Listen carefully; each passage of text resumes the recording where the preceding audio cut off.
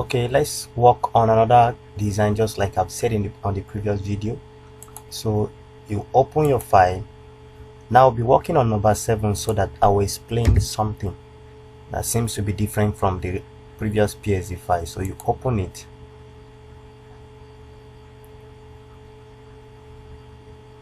Okay, look at this. Let's take a look at this. Okay, this doesn't sound like what I want. Let's check for another file. Let's check for 8. Okay, this is what I mean. You can see these are different PSD files. These are different PSD files. So on this particular logo, you can see, look at this smart object. This is different from what we had here. This is asking you to place a logo directly.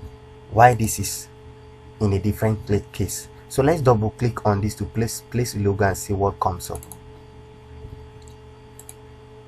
You can see. You can see what just happened. So now you can't place a logo on this. So what then do you do? In such a scenario, what you need to do is,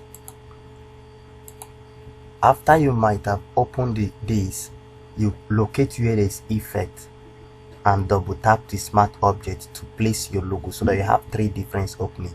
So you click on this. Please be careful on it. Try to say it very well. Click, double tap on it. Okay, you have, this is where the real logo is.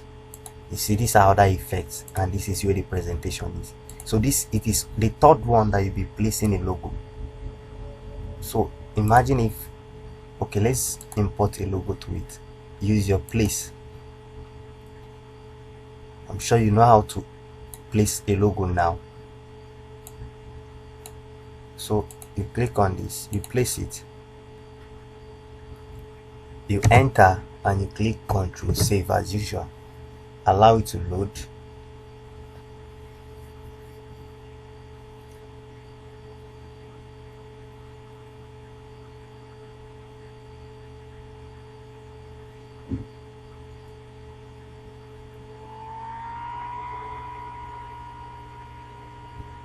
Okay, this is already done loading. So you click on the second,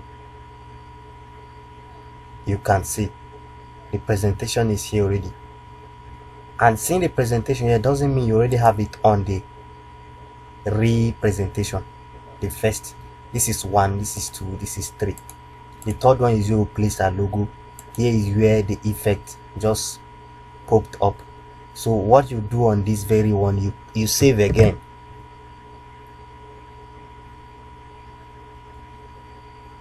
After saving, then you can have the presentation on this first one. Let's allow it to load to see what comes up.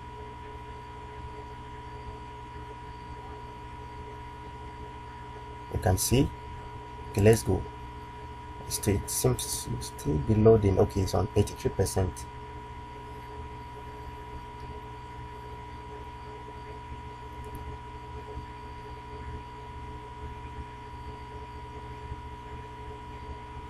Okay, let's check it to see what comes up. You can see this is our logo already made. So all you need to do is save as usual, save as web, to have it in a JPEG or photo format, or when you want it in a PSD file, you can save as, then you have your PSD file made. So with this, I'm sure you are good to go with how you can mock up your logos with Photoshop. This is very easy and very convenient if you already know how to make your logo designs and you don't know how to present them.